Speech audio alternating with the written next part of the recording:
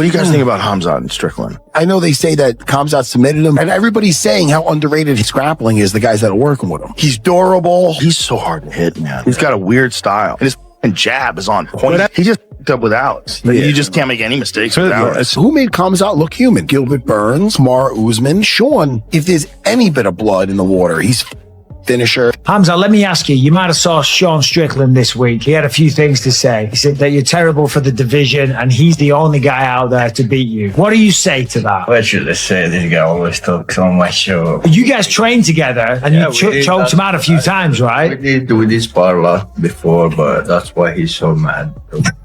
Fair enough. The lineup, and then we'll focus on one in particular. Here's the lineup. Take me through it here, Andy. Here we go. The big one was Khamzat Chimaev versus Sean Strickland. That's the main event for UFC 328, Newark, New Jersey, May 9th, middleweight title fight. We're going to come back to this one, but the rest of the fights that he announced a whole bunch of them. Aljamain Sterling against Yusuf Zalal, main event, April 25th at the Meta Apex. Very important fight in the 145-pound division. Beneil Dariush is going to fight Quillan Salkield. The underrated grappling. Can anyone actually hit Khamzat? We open with the insider's perspective on Chimaev's adorable yet terrifying durability. We analyze why his wrestling isn't just effective, it's a suffocating puzzle that even seasoned pros struggle to solve, setting the stage for the grappling nightmare he plans to bring to Sean Strickland. Insiders who have trained with Khamzat Chimaev often describe his grappling with a strange mix of affection and fear, calling it adorable, yet utterly terrifying. What looks cute or unassuming on the surface is actually one of the most suffocating puzzles in modern MMA. Chimaev's wrestling isn't just effective, it is a relentless, chain-linked nightmare that even seasoned professionals struggle to solve once he gets his hands on them. The underrated nature of his grappling comes from how deceptively simple it appears. He doesn't rely on flashy submissions or complex setups. Instead, he uses raw pressure, explosive entries, and an almost inhuman ability to stay glued to his opponent. Once the takedown lands, the fight changes. Opponents find themselves trapped against the fence, unable to create space, slowly drained of energy and will. The adorable label comes from his compact frame and relentless forward pressure. But the terror comes from realizing there is no easy escape once he starts chaining attempts. This grappling style sets a terrifying stage for his upcoming title fight against Sean Strickland at UFC 328. Strickland is a master of stand-up range and tactical striking, but against Chimaev, he will face something entirely different, a human vice that refuses to let go. The question isn't whether Chimaev can take him down. The real nightmare is whether Strickland can survive the second, third, and fourth waves of pressure when his lungs are burning and his legs start to fail. Chimaev's grappling isn't just a tool, it is his identity. It turns good fighters into frustrated, exhausted shells. For Strickland, the challenge is existential. Can his elite boxing and unbreakable mindset hold up against a suffocating force that has broken far more decorated grapplers in the practice room? The insiders already know the answer. The world is about to find out on May 9th in Newark. Right, GC, your reaction when you saw these? Did you have the memes popping? Were you excited? Like, what were you feeling? The main event for UFC 328 is the one that I was looking forward to most. It's nice to hear Bilal Muhammad's back, fighting an up-and-coming contender in Bonfim, but he's at the Apex. This time last year, he was the champion of the world, and now he's fighting contenders at the Apex. A lot of these I feel like we knew about. The Dariush Salkild is exciting. Salkild continues to get opportunities. Yeah, it was a fine amount of announcements. It's nice to get the calendar filled out all the way up until the White House. But yeah, it's the UFC 328. That was the crown jewel of those announcements. I remember joining you guys my last day in Italy when we talked about the short fuse, when the trash talk gets personal. We dive into the brewing animosity between Chimaev and Strickland. With Sean claiming Khamzat is terrible for the division, we look at the human reaction of a fighter who has choked out his opponent in practice and is now ready to do it for real in front of millions. The trash talk between Khamzat Chimaev and Sean Strickland has moved far beyond typical pre-fight hype. It has become deeply personal. When Strickland publicly called Chimaev terrible for the division, he lit a fuse that was already dangerously short. Chimaev's reaction was immediate and intense, revealing a fighter who doesn't just want to beat his opponent, he wants to humiliate him. The human element here is raw. Chimaev has openly claimed he has choked Strickland out multiple times in practice, even mocking that a much smaller training partner achieved the same result. Now those private gym moments are being dragged into the public arena, turning a title fight into something far more visceral. For Chimaev, this is no longer just business. It is personal payback wrapped in violence. Strickland's unfiltered style has always been his greatest strength and his biggest liability. His willingness to say exactly what he thinks has made him a fan favorite, but it has also painted a target on his back. Chimaev, known for his short fuse and explosive temperament, has taken the bait and is now channeling that anger into pure destructive intent. This brewing animosity adds a dangerous layer to UFC 328. When two fighters with genuine bad blood step into the octagon, the stakes rise dramatically. Chimaev isn't coming to win on points. He wants to choke Strickland unconscious in front of millions, proving once and for all who owns whom. The short fuse has been lit.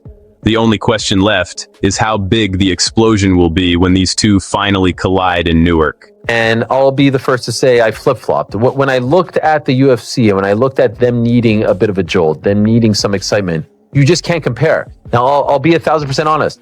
If we're going off of merit, and yes, I know that Strickland beat Imavov a few years ago at 205, and it was a short notice fight for Sean Strickland. If we're going off of merit since then, Imavov has the better resume. Strickland has had multiple opportunities to fight for the belt. He was, of course, champion. He had an opportunity to win the belt back last February. Now he's getting another chance. He's pretty much had a title fight, non-title fight, title fight, non-title fight. He's lost the title fights. He's won the in-betweeners to get back into the picture. If we're going off of merit, it's Imavov. The bigger fight times a million.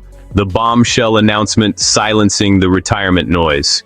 We break down the exact moment Dana White shut down the gossip mill. This wasn't a farewell. It was a call to arms for UFC 328, proving that the Boars is far from done. He's just getting started on his path to undisputed glory.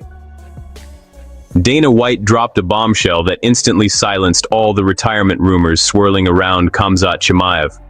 In one clear, decisive statement, the UFC president shut down the gossip mill and confirmed that Boars is not only staying, he is headlining UFC 328 against Sean Strickland for the middleweight title. This wasn't a farewell tour. It was a loud, aggressive call to arms. The announcement carried extra weight because of how quickly the retirement chatter had spread. Many assumed Chimaev's mysterious absences and selective scheduling meant he was winding down. White's words destroyed that narrative in seconds. Chimaev isn't fading away. He is locked, loaded, and marching straight toward undisputed glory with the kind of violent confidence that defines his entire career. This moment shifted the entire conversation. Instead of debating whether Chimaev was done, the focus immediately turned to the chaos he is about to unleash on Sean Strickland. The Boars is far from finished. In fact, he is just getting started on what many believe will be his most dominant chapter yet. Dana White's announcement wasn't just about one fight. It was a declaration that the most terrifying force in the middleweight division is healthy, motivated, and ready to remind everyone why he has been called the future of the sport since the moment he debuted. Retirement noise is officially dead. The path to undisputed gold for Khamzat Chimaev begins on May 9th in Newark, and the entire MMA world is now paying attention. The Khamzat versus Strickland. It's going to be absolutely insane. You've got one guy who's completely unhinged and unfiltered, who doesn't shy away from saying anything, as non-PC as it may be, against another guy who may not be unhinged and unfiltered as far as the gift of gab is concerned, but certainly we know doesn't mind getting into it. And this guy's saying a lot of personal things about this guy, and this guy has a short fuse. It's going to be absolute bananas. I think that from a blockbuster, needing viewership, trying to get people excited. Crown jewel of Newark. Why UFC 328 is the only card that matters. We analyze the magnitude of the May 9th lineup. While other fights are filling the calendar, we explore why the world's eyes are locked squarely on this middleweight clash, elevating it to the status of a spectacle that transcends the sport itself. UFC 328 in Newark on May 9th has quickly become the crown jewel of the combat sports calendar. While other cards continue to fill the year, the entire MMA world has locked its eyes on one fight: Khamzat Chimaev versus Sean Strickland for the middleweight title. This isn't just another numbered event. It has become a spectacle that transcends the sport. The magnitude of this matchup is undeniable. Two of the most polarizing and entertaining personalities in the UFC colliding with real bad blood creates a level of anticipation that few cards can match. Chimaev brings terrifying wrestling pressure and unfiltered aggression, while Strickland delivers chaotic striking and zero-filter honesty. Together they create fireworks that casual fans and hardcore enthusiasts both crave. This card has elevated itself above the rest because it represents more than rankings or belts. It is a cultural moment, unhinged versus unstoppable, personality versus pressure, chaos versus control. The world isn't just watching for the result. They are watching to see if Chimaev can finally break through to undisputed status, or if Strickland's resilience and mouth can once again defy the odds. Newark is about to host something special. While other events compete for attention, UFC 328 stands alone as the must-see card of the year.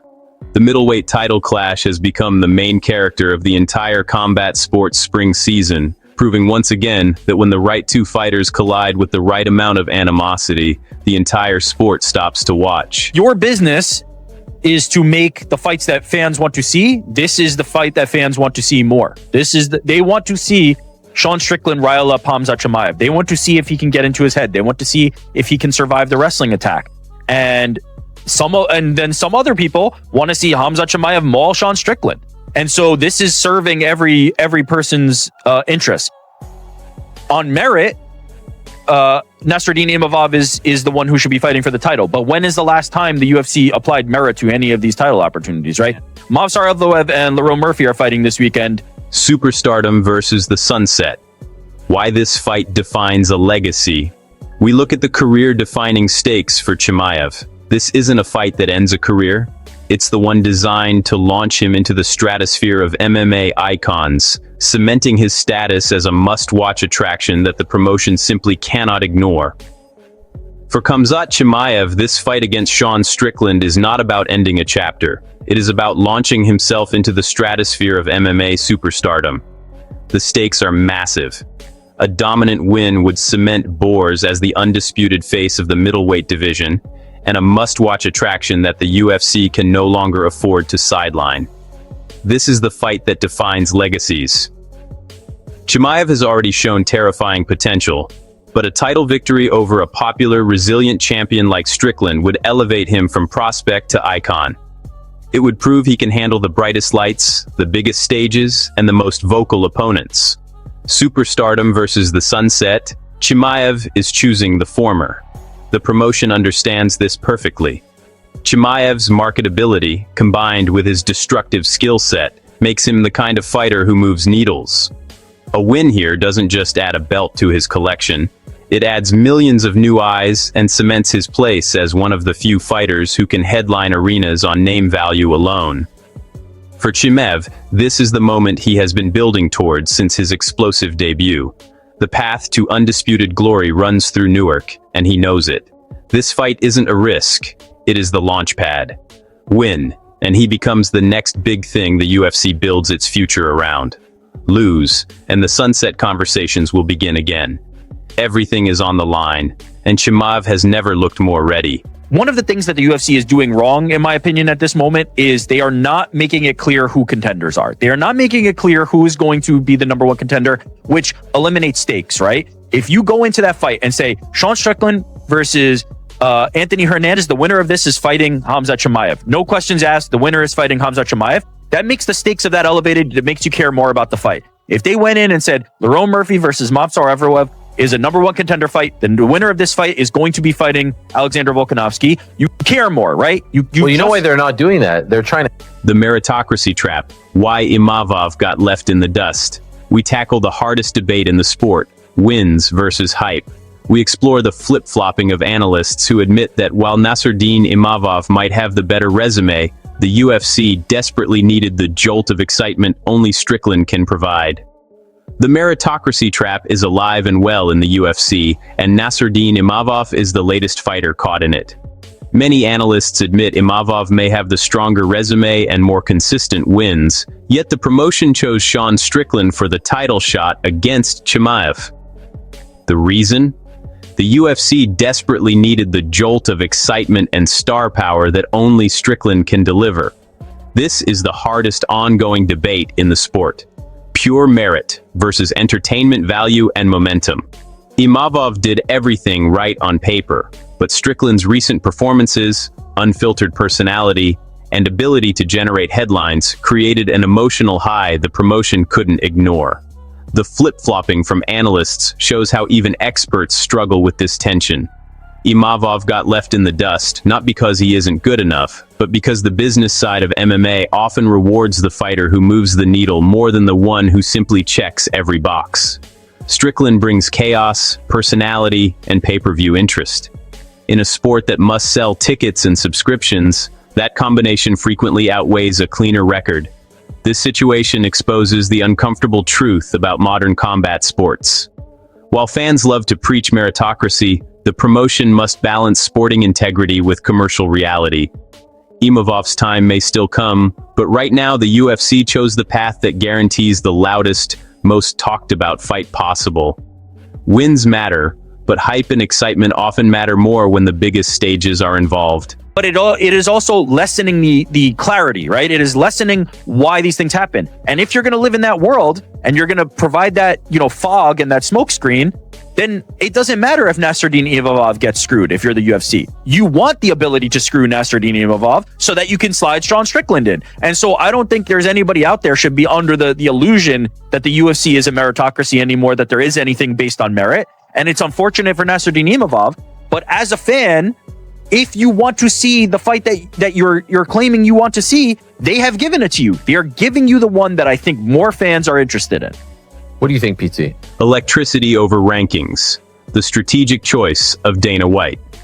We analyze the business logic behind bypassing the traditional ladder. This decision signals that Khamzat's path to the belt is paved with revenue and impact, proving the promotion values the money fight over strict sporting fairness. Dana White made a strategic choice that prioritizes electricity over strict rankings, and the business logic is crystal clear. By booking Khamzat Chimaev against Sean Strickland for the middleweight title, the UFC signaled that star power, momentum, and revenue potential can outweigh traditional ladder climbing. This isn't about ignoring merit, it's about recognizing what actually sells. The decision proves the promotion values the money fight, the one that generates buzz, fills arenas, and creates unforgettable moments. Chimaev brings terrifying potential and a must-see aura, while Strickland delivers unfiltered entertainment and a loyal fan base. Together, they create a card that feels massive, regardless of where they sit on the official rankings. This move highlights a fundamental truth in modern MMA. Rankings are important, but they are written in pencil. Star power and the ability to generate genuine excitement are written in stone. The UFC isn't in the business of purely sporting fairness. It is in the business of delivering spectacles that keep fans engaged and subscriptions growing. For Chimaev, this bypass validates his rapid rise. His path to the belt is being paved with impact and revenue rather than a long series of gatekeeper fights. Dana White's choice shows confidence in Chimaev's ability to deliver on the biggest stage. Electricity wins again, and UFC 328 is about to prove exactly why the promotion made this call. Like, I actually I didn't even see people up in arms about this anymore. We know what this is now. What generates the most interest? What is available? I saw very few people actually, right? Which was a little bit beaten into submission. Yeah. We know that this isn't a meritocracy anymore, and that's fine. But why I've accepted are it you now. surprised? I really am asking this question genuinely. I'm not surprised. I just said I'm not surprised. Okay, because Sean Strickland is way more popular than Nasruddin Imavov. Just like that's en the bottom masse, line. on a whole. Bro, all the talking he did, the way that he finished Fluffy Hernandez. Unhinged versus unfiltered, a powder keg of personalities. We break down the psychological collision, with one fighter known for non-PC rants and the other for a legendary short fuse. We look at why this matchup is a PR nightmare and a fan's wildest dream come true. This fight is a psychological powder keg waiting to explode. Unhinged versus unfiltered. Sean Strickland is famous for his non-PC rants and brutal honesty, while Khamzat Chimaev is known for his legendary short fuse and explosive temperament. When these two personalities collide, the result is both a PR nightmare for the UFC and a fan's wildest dream come true. The psychological warfare has already reached dangerous levels. Strickland's willingness to say whatever is on his mind has provoked Chimaev in ways few opponents have managed. Chimaev, who thrives on chaos and intensity, has responded with raw aggression that feels genuinely personal.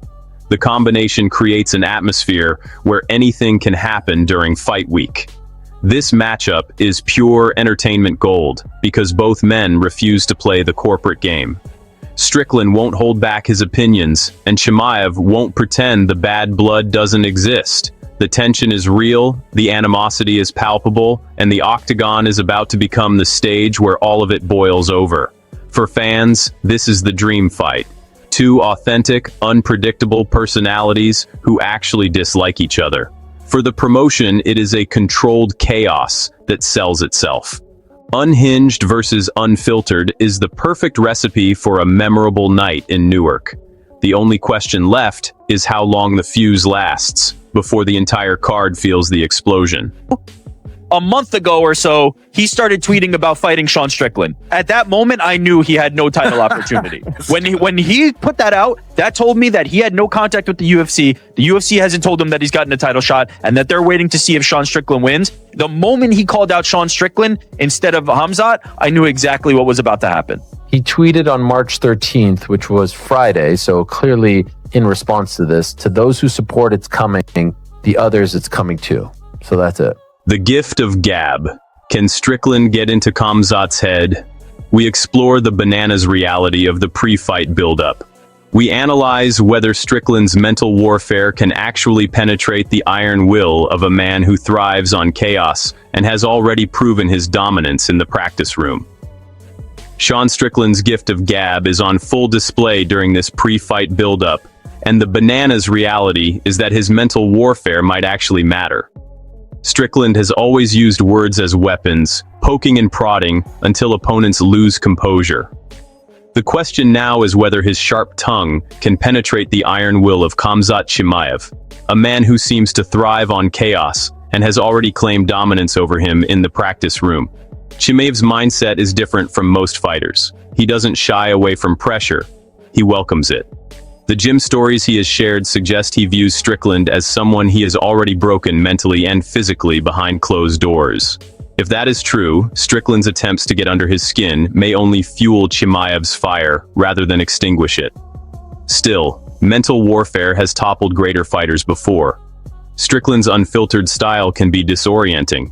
He doesn't follow normal scripts, and that unpredictability can create doubt even in the most confident opponents. The battle for mental dominance is already underway, and it may prove just as important as the physical fight in the octagon. Can Strickland's words create cracks in Chimaev's armor? Or will Boers simply absorb the trash talk and use it as motivation to deliver an even more violent performance? The gift of gab versus the iron will. This psychological chess match is one of the most fascinating subplots heading into UFC 328.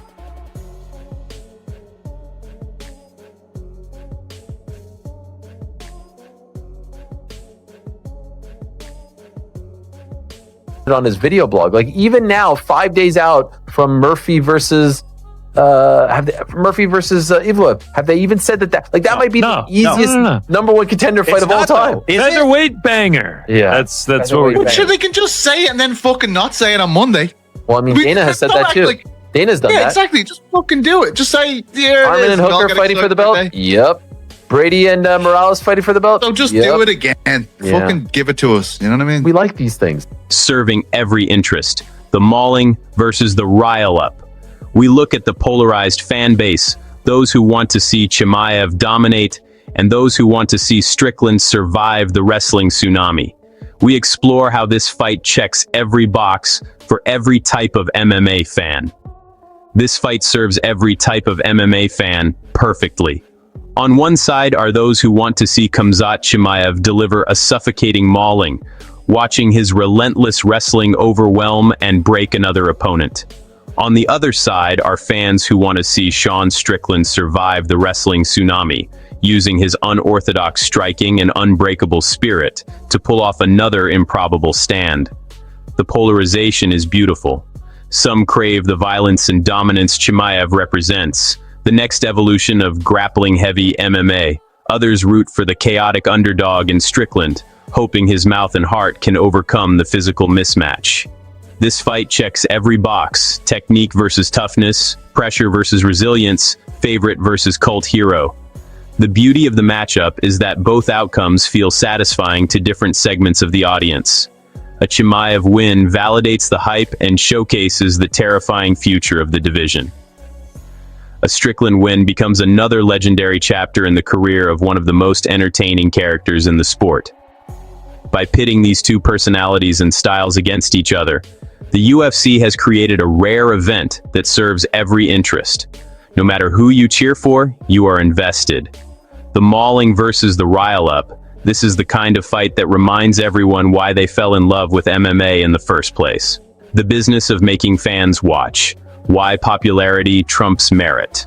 We conclude the meritocracy debate with a blunt truth. The UFC is an entertainment vehicle. We explore how this business-first model ensures that massive draws like Chimaev are perpetually relevant, regardless of ranking hierarchies. The blunt truth about the UFC is that it is first and foremost an entertainment vehicle. While merit and rankings matter, popularity and the ability to make fans watch ultimately trump everything else. This business-first model ensures that massive draws like Khamzat Chimaev remain perpetually relevant, even when traditional hierarchies might suggest otherwise. The promotion's job is to sell tickets, subscriptions, and pay-per-views. Fighters who generate buzz, create memorable moments, and move the needle are protected and fast-tracked because they deliver what the business needs most: engaged fans. Chimaev's explosive style, marketability, and star potential make him exactly the type of fighter the UFC wants at the center of its biggest cards. This reality explains why certain contenders sometimes appear to jump the line. It isn't always about who has the best record on paper, it's about who creates the most excitement and revenue. The business model rewards fighters who can fill arenas and spark conversations, not just those who win quietly and consistently. For Chimaev, this system works in his favor.